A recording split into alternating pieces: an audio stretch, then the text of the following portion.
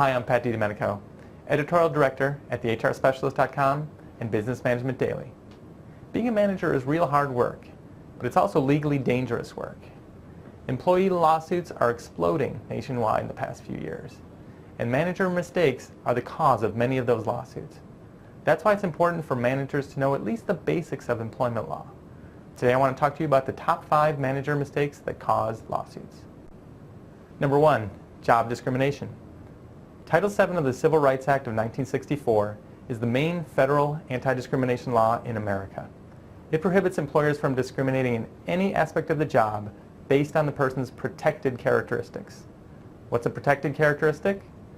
It includes a person's race, religion, gender, or national origin. And Title VII also prohibits sexual harassment in the workplace. What's this mean for managers?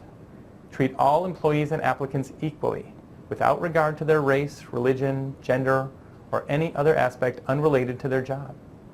Demand the same thing from anyone that you supervise to. Number 2, the Age Discrimination in Employment Act.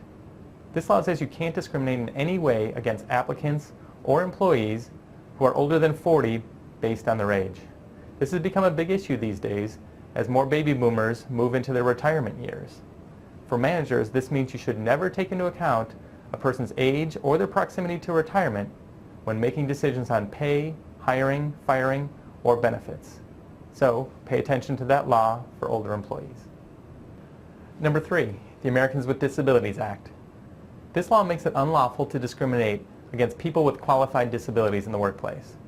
Your company is required to offer disabled people a reasonable accommodation to help them do their jobs.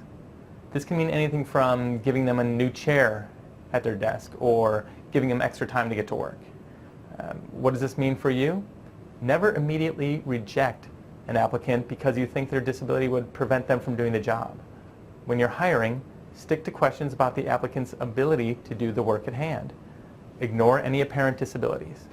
And finally, for your disabled people on staff, work with them to accommodate their needs, and HR can help with that project. Number 4, the Fair Labor Standards Act. The FLSA is the nation's main wage and hour law. It sets the federal minimum wage and requires you to pay time and a half overtime to hourly employees who work more than 40 hours in a work week. The law also sets the law for teenagers, when they can work and what type of duties they can do. The biggest problem that managers get into with the federal FLSA is overtime. They allow hourly employees to work off the clock and don't pay them for it. The internet and smartphones have made working off the clock a whole lot easier, and it's triggered more lawsuits. In fact, the number of FLSA lawsuits in the past 10 years has doubled. So what's this mean for managers? Always pay employees above the minimum wage. And if hourly employees work more than 40 hours in a work week, you have to pay them overtime, even if you didn't authorize it. With discipline for such employees who work overtime without authorization, don't hit their paychecks, hit them with some other kind of discipline. You have to pay for those hours. Number 5, the Family and Medical Leave Act. The FMLA applies to companies with 50 or more workers. It says employees with at least a year on the job can take up to 12 weeks per year of unpaid job-protected leave for one of 3 reasons: the birth, adoption of a child, to care for their own serious health condition, or to care for a sick child, spouse, or parent who has a serious health condition. What does this mean for managers?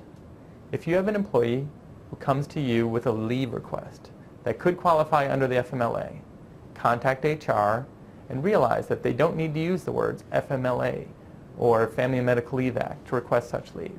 It's important for HR and you to know that these might qualify. Also, never retaliate against an employee for taking FMLA leave. That would be illegal.